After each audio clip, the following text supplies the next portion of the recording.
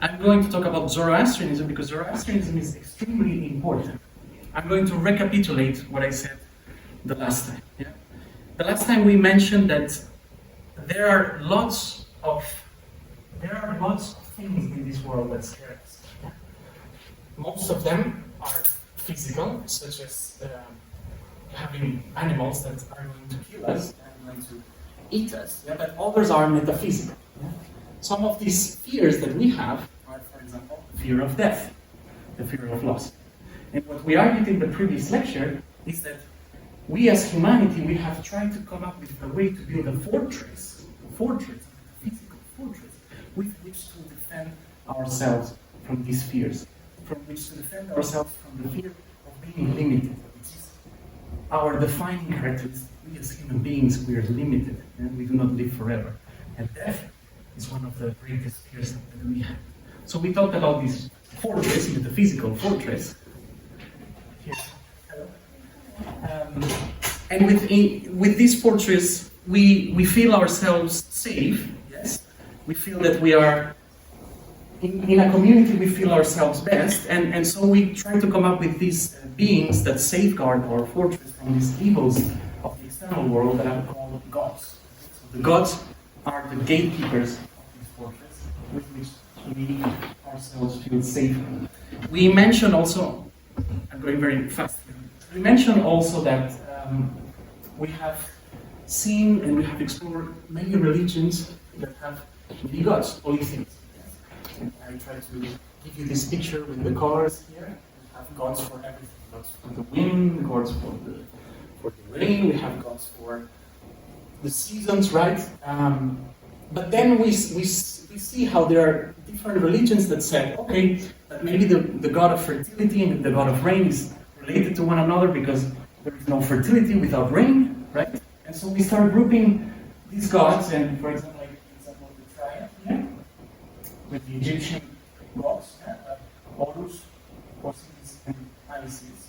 Yes? And then we could go one step further and say, okay, maybe we don't need so many gods, we just need a couple of them, and we have dualism here, and we can try to summarize everything that happens in the world as a fight between good and evil. Yeah?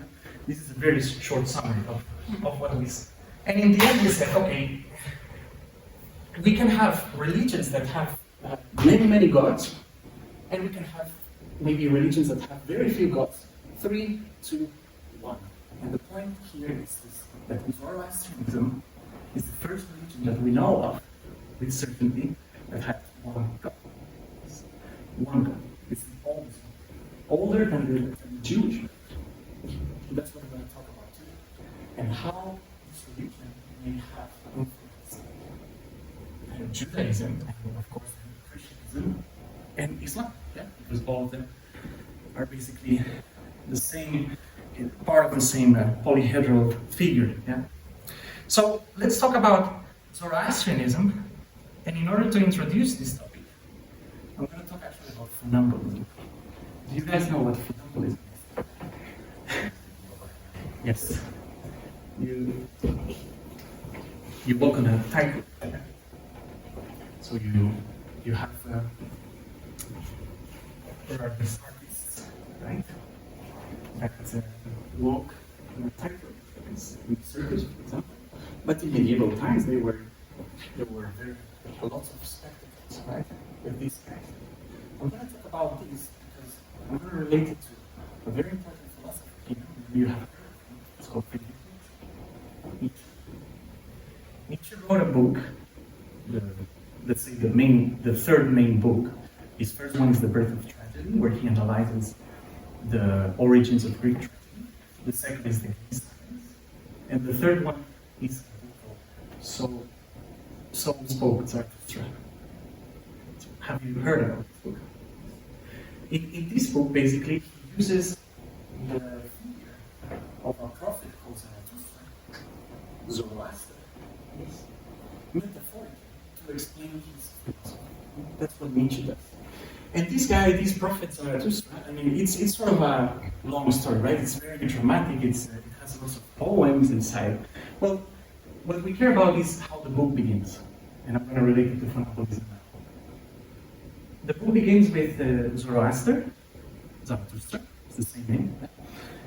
It begins with him going to the mountains for 10 years, and basically he becomes wise.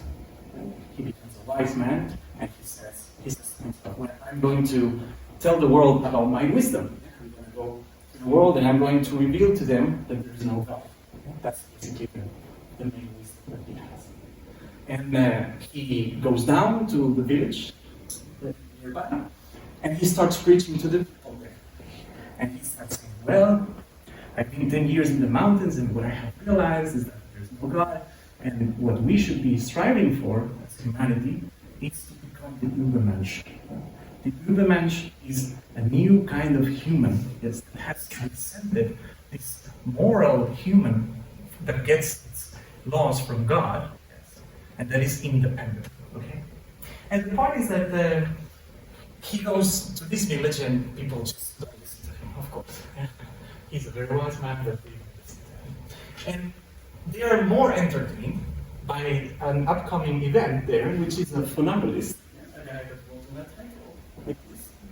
That is going to cross, and people are very, very, very excited about it. Yeah? So they say, okay, just chat, let us see this. Yes? And what happens to this guy is that he's walking the tightrope like this, and then there comes a gesture, and basically he falls. Yeah? He falls into the ground, and he's about to die, so everyone is very excited about the common gather like this. And Zarathustra comes to him, and this guy says, oh, don't let the devil take my soul. And Zarathustra answers, there is no God, there is no devil. Yes. But you should be proud about your job as a funambulist because you make a living out of danger. So that's the story of the funambulist. Yes. Why did Nietzsche use this metaphor? I think it's very clear, it will be very clear later during this lecture. But for now, I would like you to analyze metaphorically what it means to be a funambulist. A funambulist is walking the tightrope between two places. Yeah? And what Nietzsche tells us is that this guy is a metaphor for walking between being an animal. Yes? We, humanity, are starting as an animal, and then we walk the tightrope and become the Übermensch. Okay? And this is a very, very difficult thing to do. And this guy falls. In the Middle Ages, funambulists were seen as sort of having some sort of arcane power, because you have to be very skillful to do this. Yeah? You have to be very daring also, and have a taste for danger, as we see. Yes. But also, later in modern times, almost they turned this around and they said, but I mean, the funambulist is also a metaphor for someone who is one with God, right? Because this person starts walking on the road like this, and he has to be very temperate. Right? He's a metaphor also of the 7 virtues, actually, because look, the 7 virtues are temperance. Yeah, so he's tempered. He's faithful, that he will not fall. He's hopeful, also he will not fall. Also charity, so he's willing to sacrifice himself for the show. He's also just, not swaying to either side, like justice. Yes, justice is focused on one line. He's prudent, and also he's strong. Yes. So my point here is that there is a transition between two states. Yeah? The transition between being an animal and something more than a human. Yeah? This transition also being dead to being something else. Right? So we're going to be talking about a lot of transitions. Now, this is the story of the first lines of Thus Spoke Zarathustra. As I said, it's this book right here.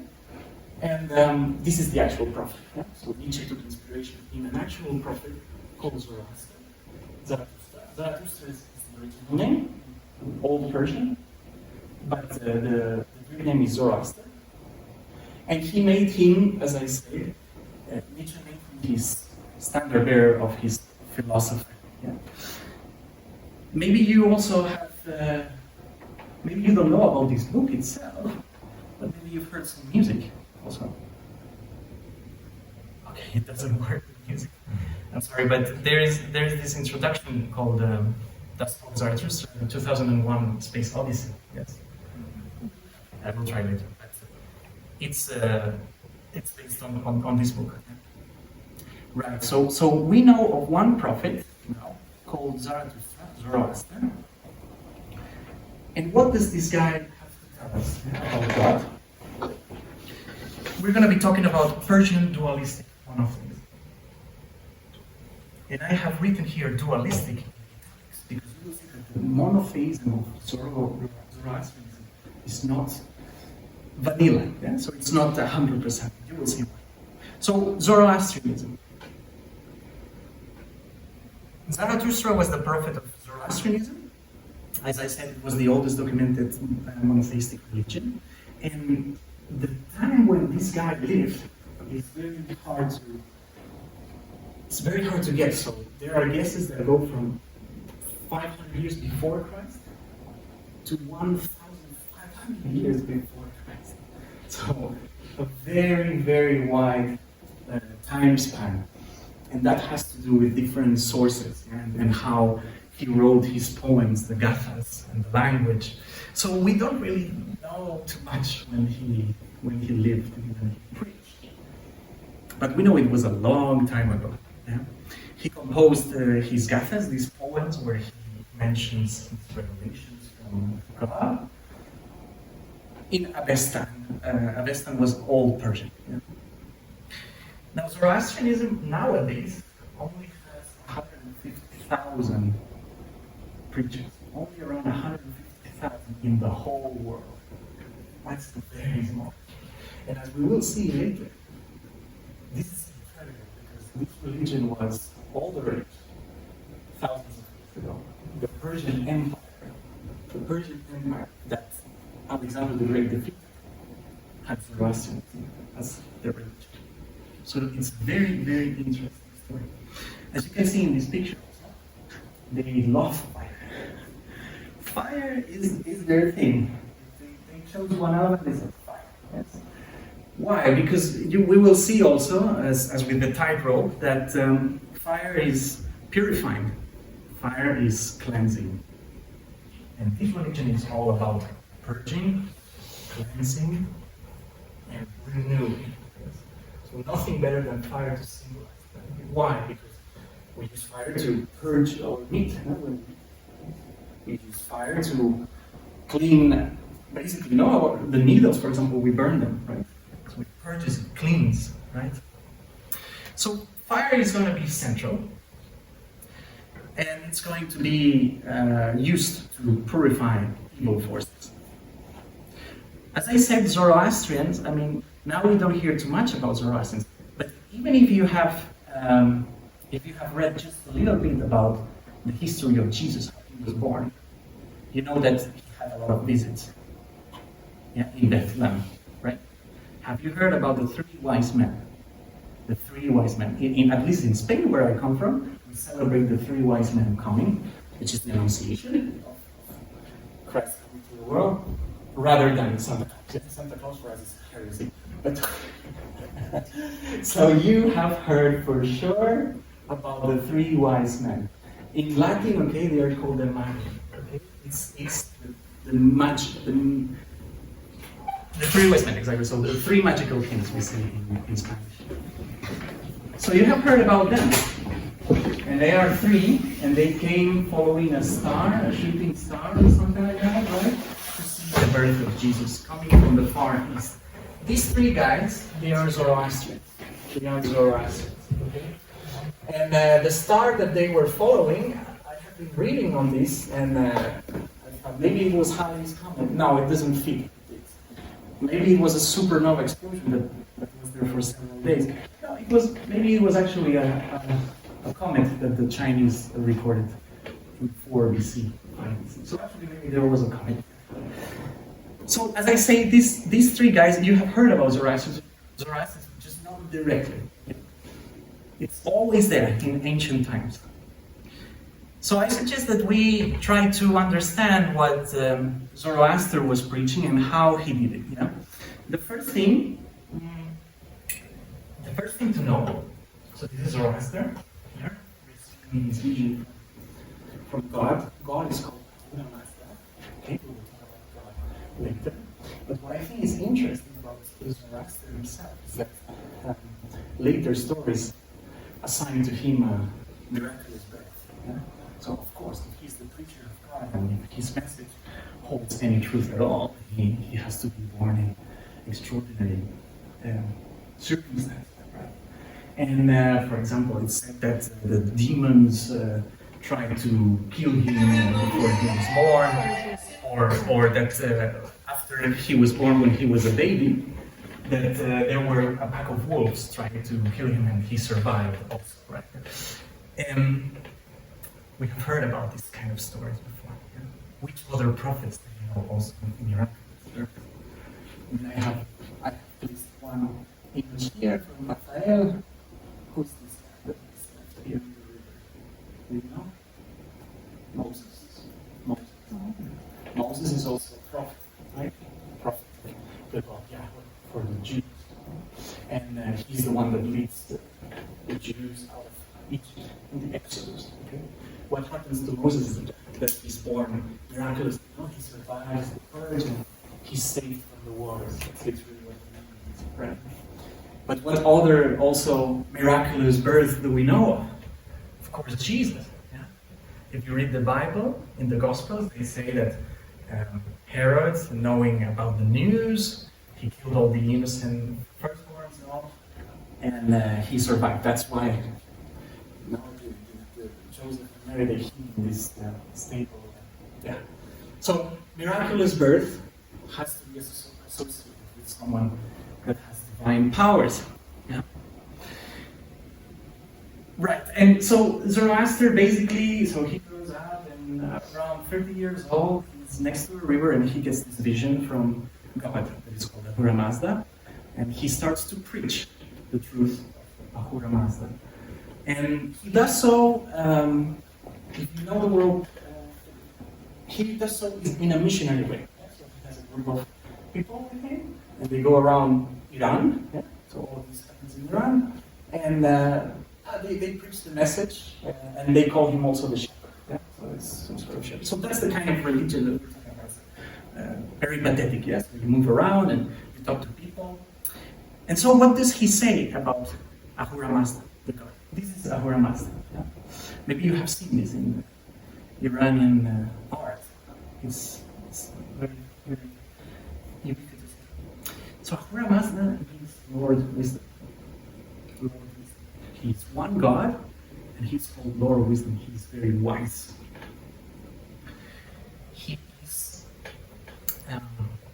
He's omniscient, omnipotent, and omnipresent. So he knows everything, he's everywhere at the same time, and he's very powerful. What is important about this, and this distinguishes the sort of mythologies that we talked about in the previous video, because we introduced the mythology, the Greek mythology, etc., is that this guy, Ahura Mazda, creates the world out of pure thought. So it's himself alone.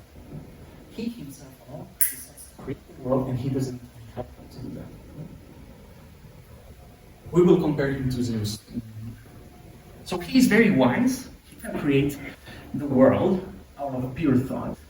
And he has also helpers, which are called the Ameshas, the holy immortals, and you have to think about them as some sort of archangels.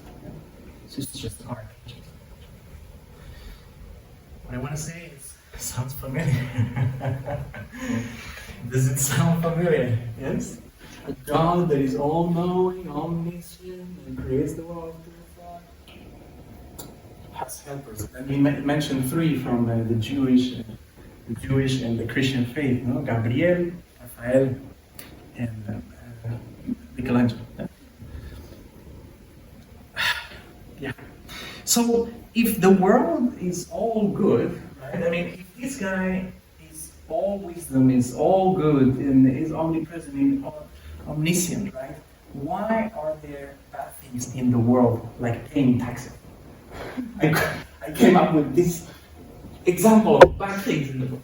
pay taxes. Yeah? And here you have a picture from the harbor of Boston in 1773.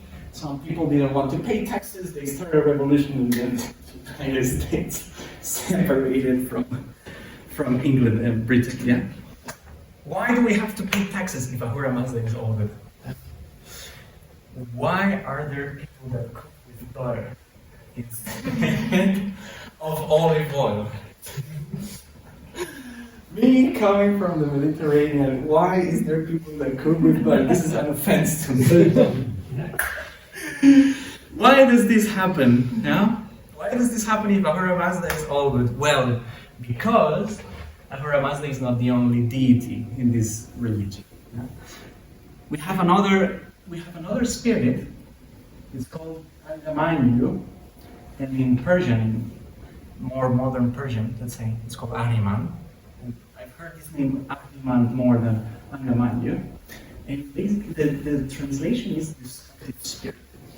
Destructive spirit. So he is the one that perpetrates the lie. Yeah? The lie. It's a power that deceives us.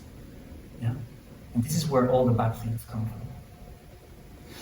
But he's not an anti-God. This is what I want to try to clarify.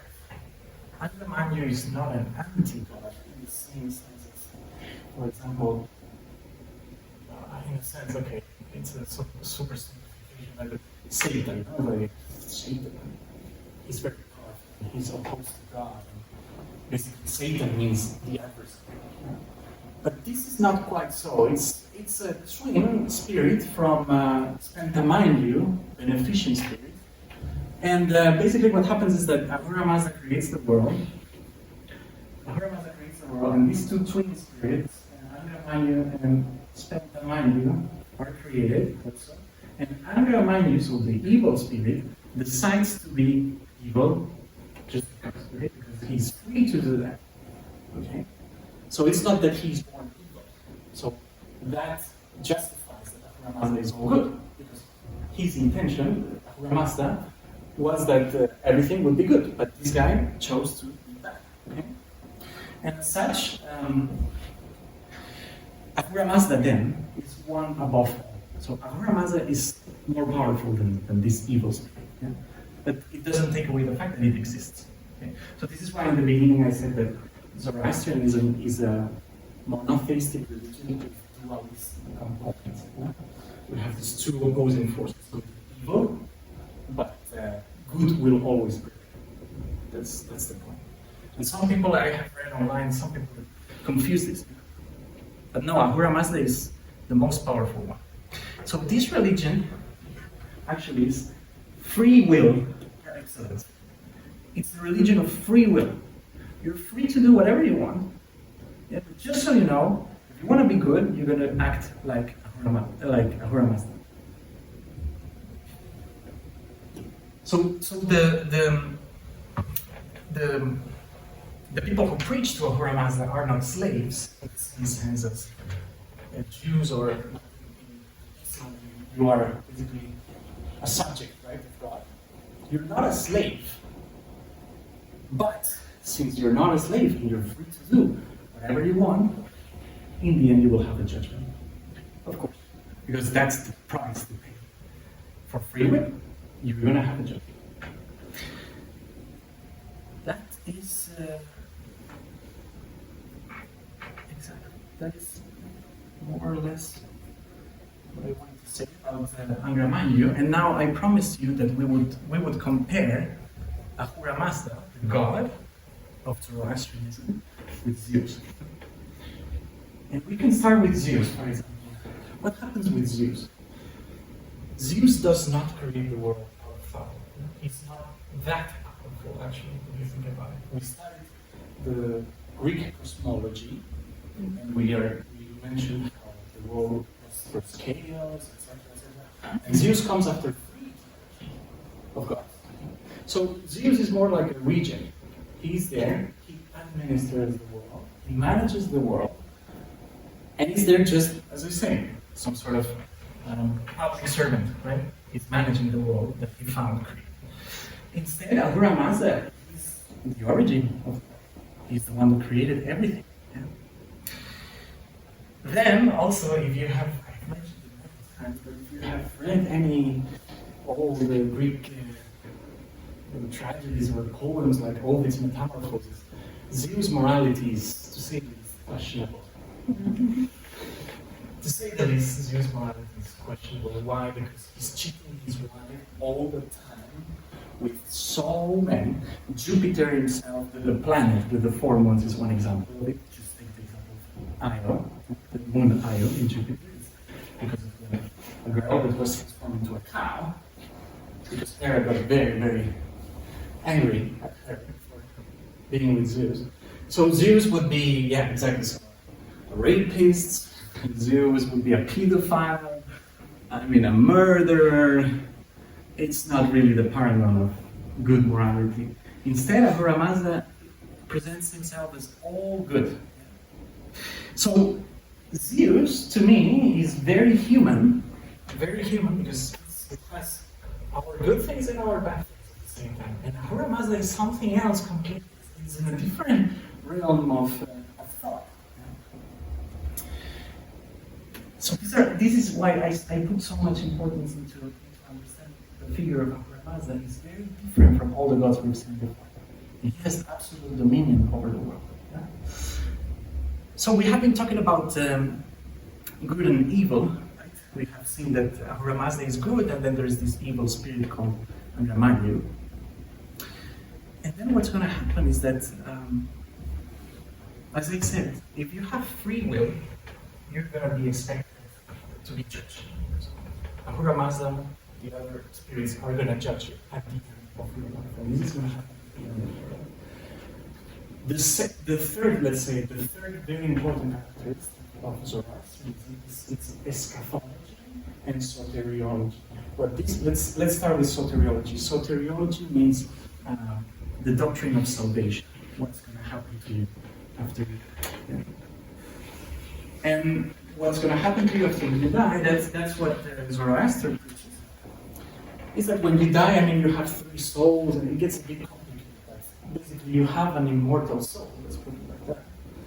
That's going to live on, besides your body. So that's one way to get rid of our own limitation. We deny death.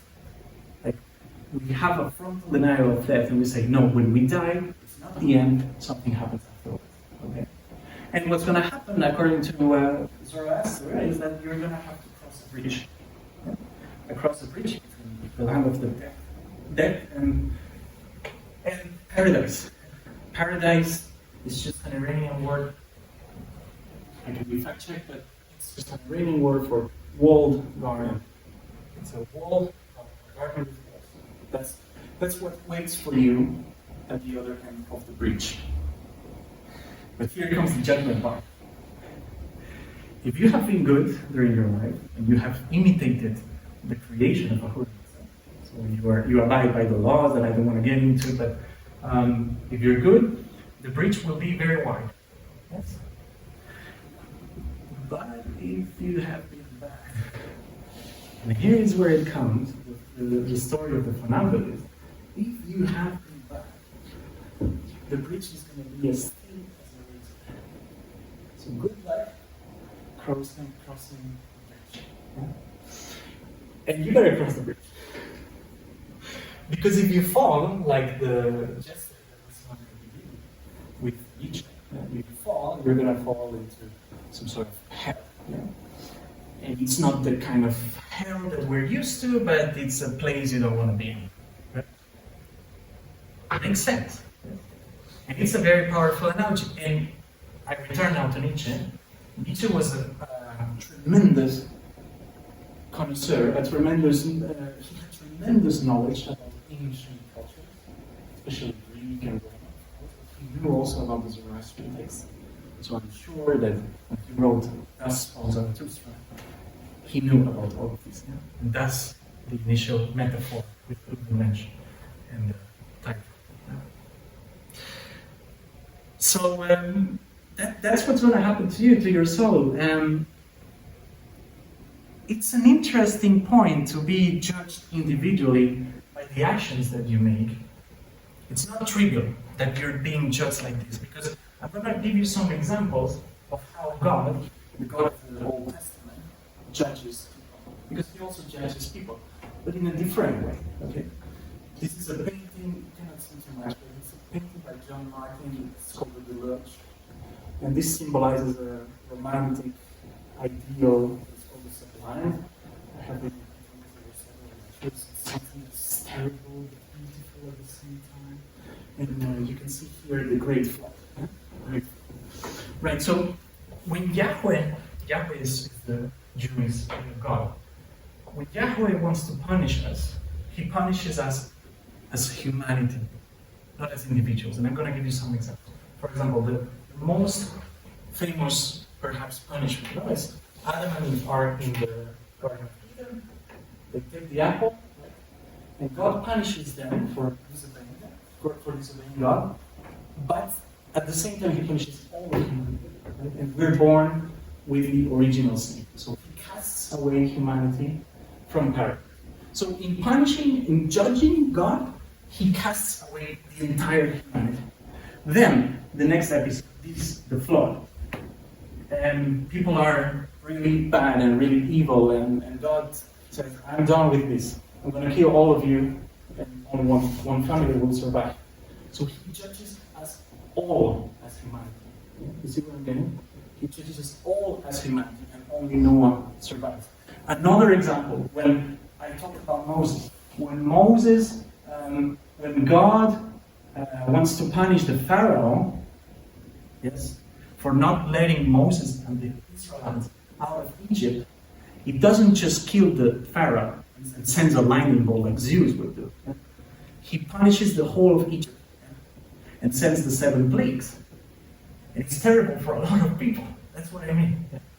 Then later we will also analyze this in 2 lectures, when he wants to punish the Jews for not following his orders later on. Every time there is an invasion from the Assyrians, for example, he says, this is your fault. This is your fault for being bad to me. And he punishes all of them at the same time. Yeah? But only after is when we start seeing, only after, let's say 300 years before Christ, something like that, we start seeing a place in the Bible that is particularly relevant for those people who are wicked, yeah?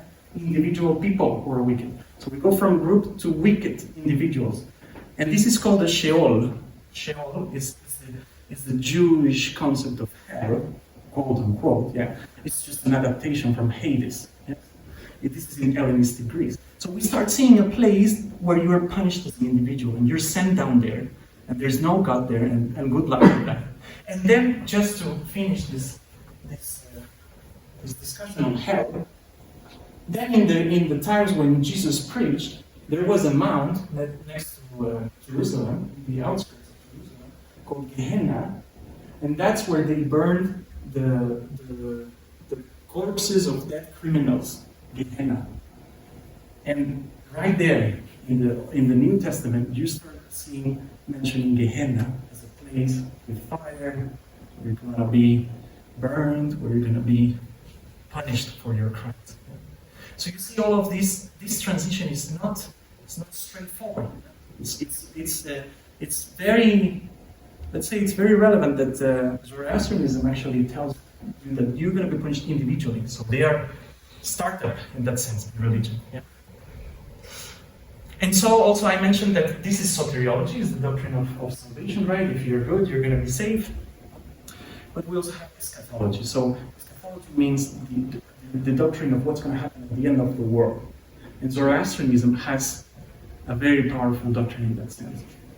And do you remember that I mentioned that Zoroastrians like fire a lot? Yeah. So this fight between good and evil is going to end in fire. And Zoroaster himself, when you read his texts, he's obsessed with purification.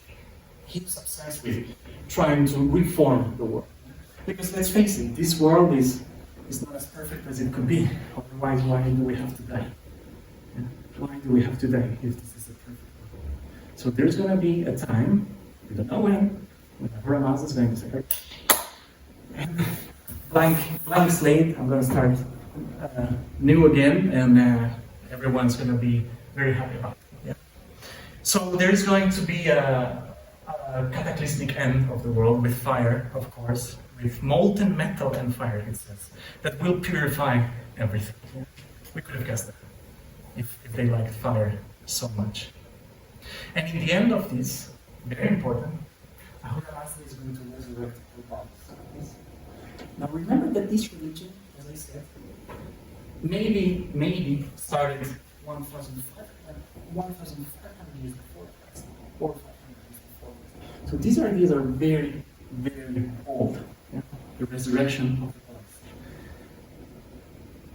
And now I'm going to try to connect it to Judaism.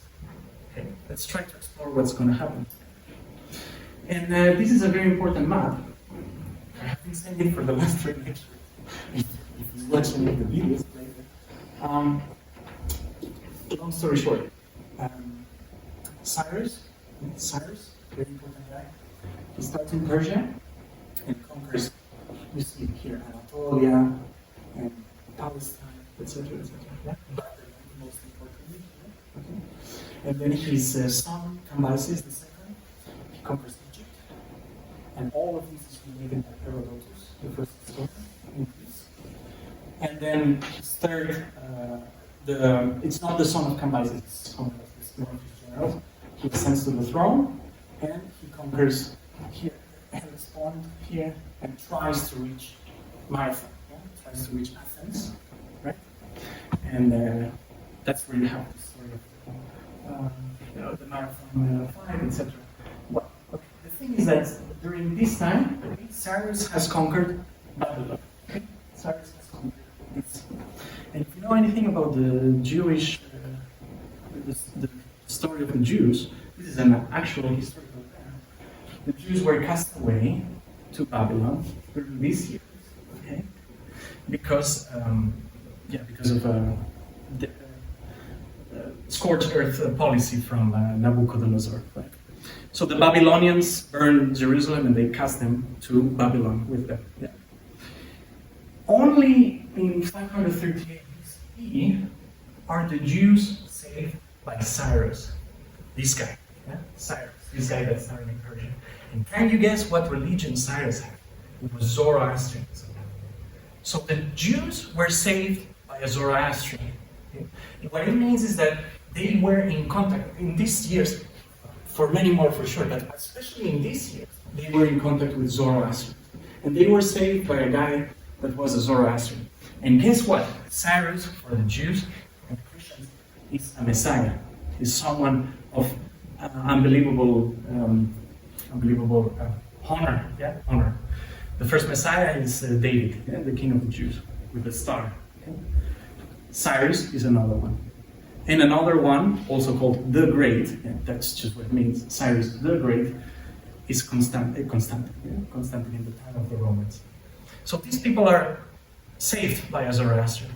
And one of their prophets that is writing outside the walls of Babylon, before they are being saved, is Ezekiel. Ezekiel. Maybe you've heard of Ezekiel. Ezekiel is a prophet that has very ecstatic visions. It's really like when you read the visions and you compare them to a book with of epilepsy, yeah, you can diagnose epilepsy to this guy because he checks all the boxes, especially the verbose one. I mean, the book of Ezekiel is huge. And it's just round. And he talks about angels. And one of the things he talks about is the resurrection. It's resurrection, the doctrine of the valley of dry bones. And I have here some of the verses. That's what he says, writing in Babylon.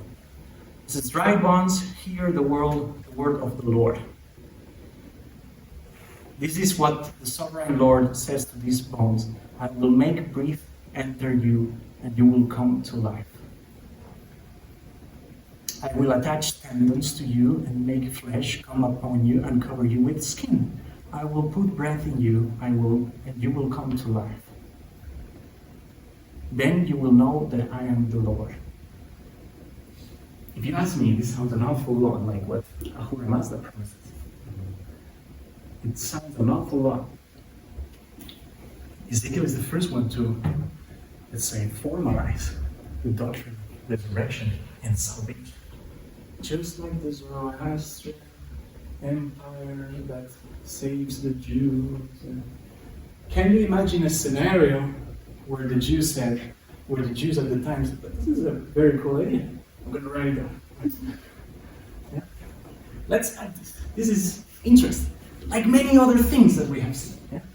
And we will see in 2 lectures how the Babylonian religion itself is in the Bible. There is a guy called Baal, yes, in the Bible, deep in the prophets, in the early prophets. That's just Marduk. And Yahweh, the Jewish God, has to fight the Babylonian God for supremacy. So you see this happening. Several religions, it's called syncretism. Yeah? It's called syncretism. Different religions have different ideas, they mesh together, they adapt, etc. It's hard to prove, this is hard to prove, but it's not impossible, of course, if you are in the right place at the right time. Yes? You hear about these ideas, you like them very much.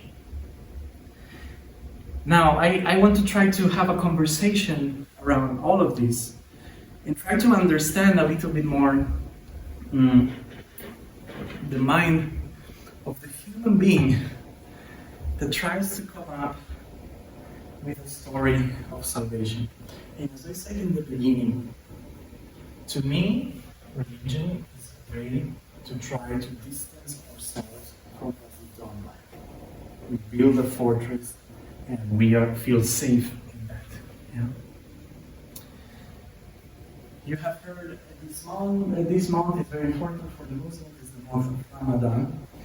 And Ramadan, it's basically one of the doctrines of the Islamic faith, that if you go through Ramadan, maybe you have a better chance that Allah in the end will save you. That's the short story, right? It's this promise of paradise, the same promise of paradise that we have seen with Zoroastrianism, right?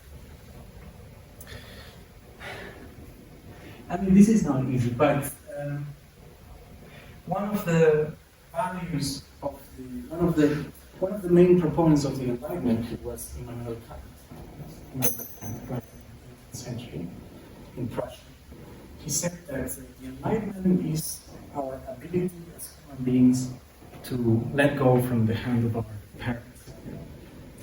And of course, we feel the need to be overwatched, and we feel the need to feel that we are being taken care of by a maternal or paternal figure, because that's how we grow up. When we grow up, when we are children, our life depends on our parents. Yes. Our life depends on our parents. So, for me, it's natural that we try to elevate into thought, into an idea that actually exists, this sort of dependence. And so, I have several questions. I cannot help but wonder. I have several questions. Like, what happens with salvation, right? We're taught salvation by different religions. We started with Zoroastrianism, but we're told we're going to be saved and our life is going to perpetuate forever. And then what? What happens when we try that? Has anyone wondered about this? What happens? What are we going to do? One of the questions, for example, that Thomas Aquinas, writing in the 13th century or so, he has is that, well, if we're going to resurrect, if our bodies are going to be resurrected, how does that look like? Are fat people going to be fat in heaven? Or are old people going to be old? And of course, there's no scientific way of proving this or to try to measure this. And he says, well, we're going to all be resurrected at the age of Jesus, when Jesus died. Yeah, he was 33 years old. All right. If you want, yeah, but there are lots of questions regarding paradise. One cannot help but ask, and when I try to argue about this with my friends, believers, and well, you don't know what's going to happen in paradise.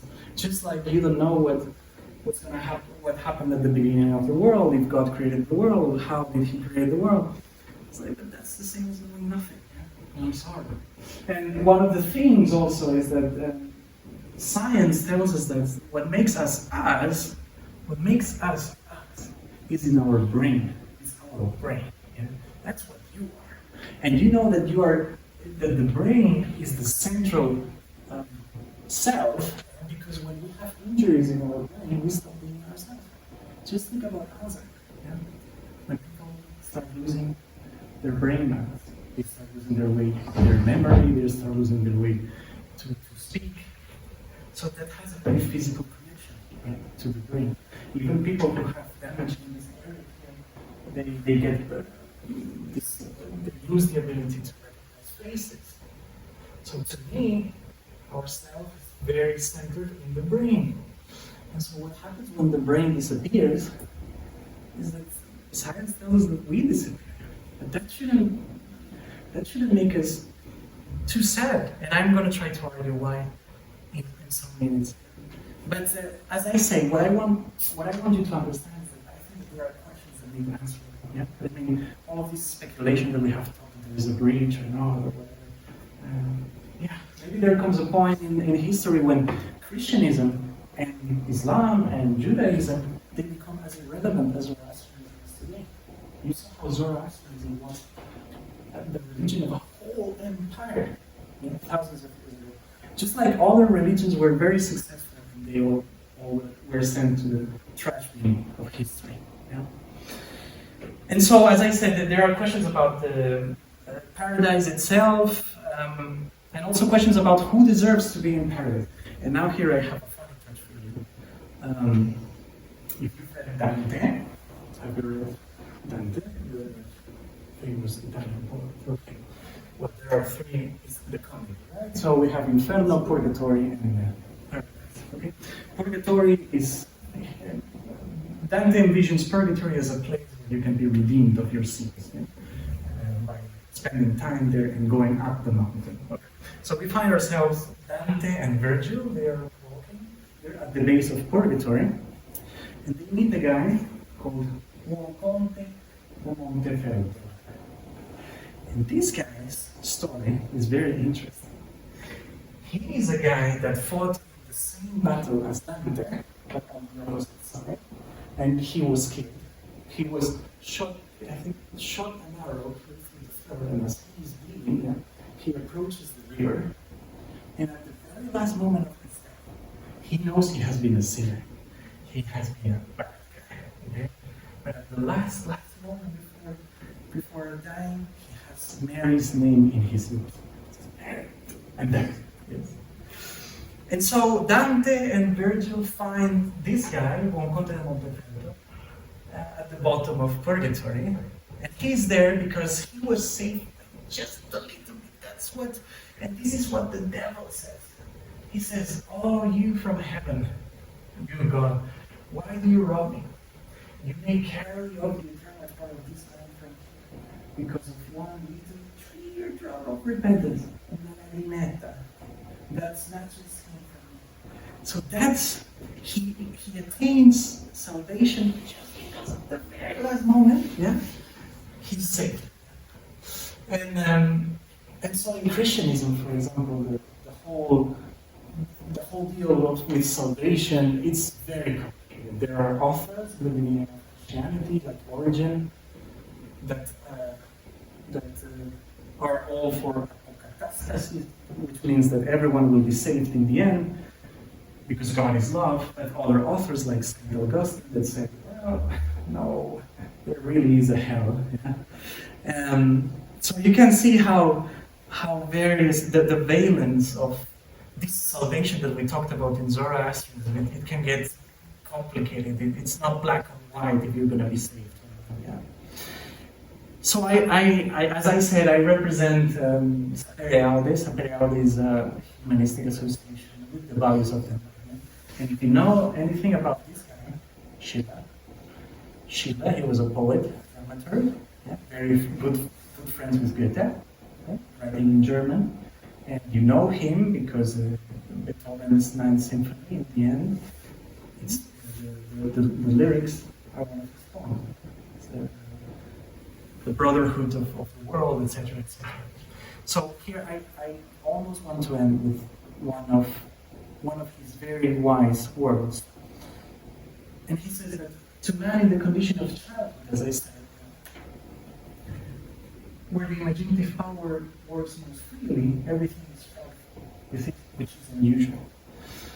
So when we're faced with death, it's frightful for us. Yeah?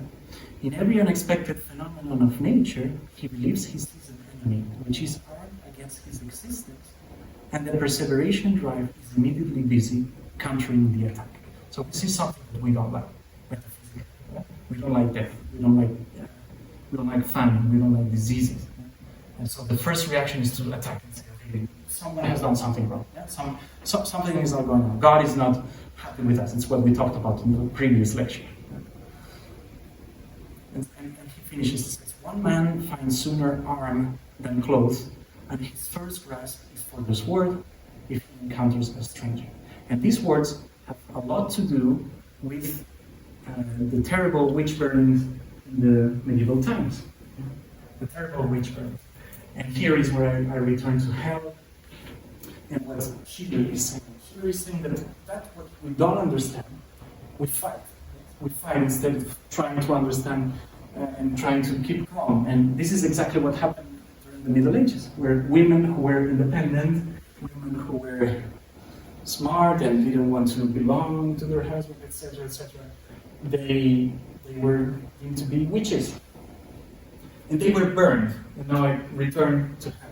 They were burned. Why? Why were they burned? Have you ever burned yourself with a finger with a candle, something like that? Have you ever felt the pain? Isn't it the most terrible pain you can feel? Yes. I remember when I burned myself when I was 6, 7 years old in my village, and I still remember the pain. It was horrible. Yes. So, witch burning is an earthly representation of what hell is supposed to be. That's the point. That's why they burned witches. To let everyone know what's going to happen to you if you don't follow what God says. Yeah? If you're a heretic. That's what's going to happen to you. You're going to burn. You're going to burn. And actually, after reading and investigating all of this for quite a while, you realize that the fiery version of hell that we have now in our common pop culture derives actually from this. Yes? From this time in the medieval times where we actually burned witches and then in the public imaginarium, I mean, hell is a fiery place smelling like sulfur. Dante also helped a lot in this because in the Inferno you see all sorts of torches. Yeah? In his poem, in the comedy, you see all sorts of torches.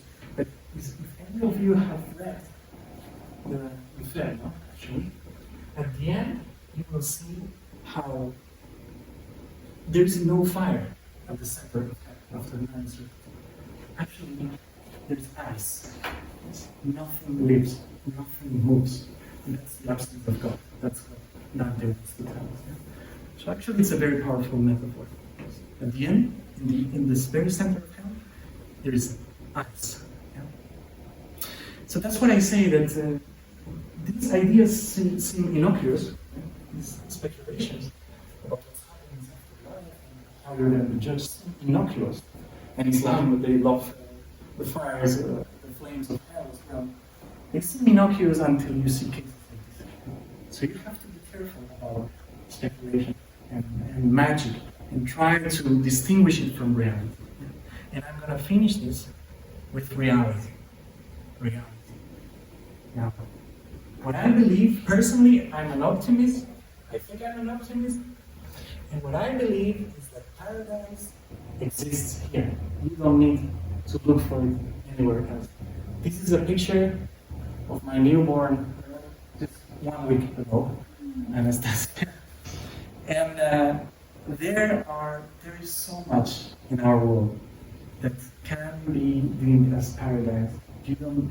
You have the beauty of love for your child, for your parents, for your friends. We talked about this too. The friends is very important. You have the beauty of the universe, like Saturn here.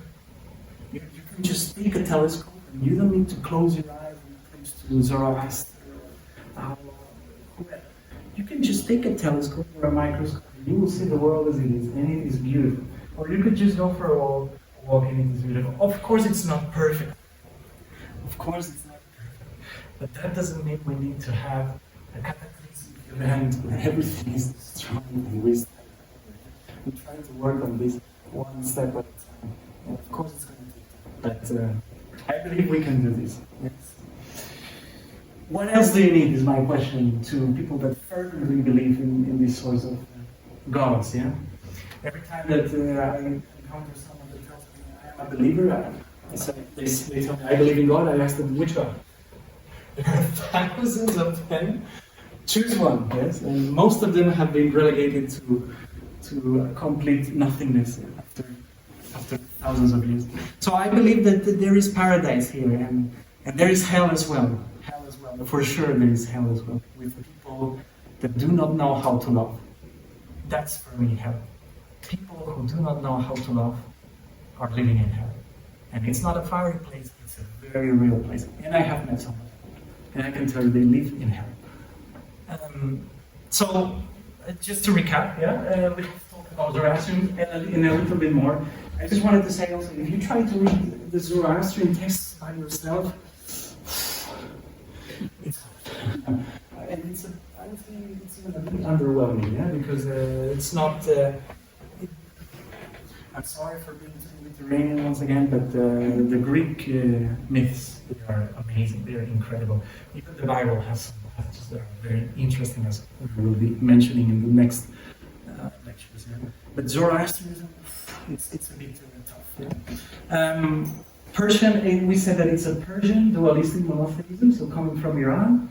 And you have Zoroaster as the prophet, Ahura Mazda is the old wisdom and good God. You have good versus evil, and this religion is highly eschatological, which means that the world is going to end up burning. And then soteriology, which means that we're going to cross a bridge and be saved, we've been good. And then we also have seen the Jewish connection, how Cyrus, the king that is Zoroaster himself, conquers Babylon during the captivity of the Jews. And it's impossible not to think that some ideas coalesced together and form new thoughts. And now I have the epilogue teasing you for the next lecture. All right, we're going to start to focus on Judaism, because that's the basis of Christianism. And we're going to talk about wisdom. We saw that Ahura Mazda, as I say here, Ahura Mazda is all wisdom. Okay? There are three main books in the Bible. Okay? Three main books, but there are more, that are called the books of wisdom. And basically what they're going to tell us is how to achieve paradise, how to be saved, how to be good in the eyes of God, by being wise by God. Because if we want to be saved, we need to follow His rules. So these are the rules that we have to follow. These three books are very important. I cannot emphasize how important they are. The book of Proverbs, which tells how to live. So don't worry about these, but do that. They are the book of Ecclesiastes. And the book of Ecclesiastes is very important also, because even if you live abiding by God's law, things don't really go your way often. So what's the deal there? I have done everything that God has asked me to do, and still I get punished. Why is that? So that's the second book we will talk about. And the third book is incredible. It's the book of Job. And Job is a guy that, as I say, he is very good, and he abides by the book of Proverbs, and he knows all the deal with Ecclesiastes, metaphorically speaking. But he's punished by God for no reason. No reason. So what's the deal with Job? And you can see him here. He was a good man, like look at him now, he's super sick, his wife is absolutely destroyed, and his friends, they're laughing at him. What's the deal with this? And this is what we're going to talk about next time, in 1 month. And I hope that you will like it. Thank you very much.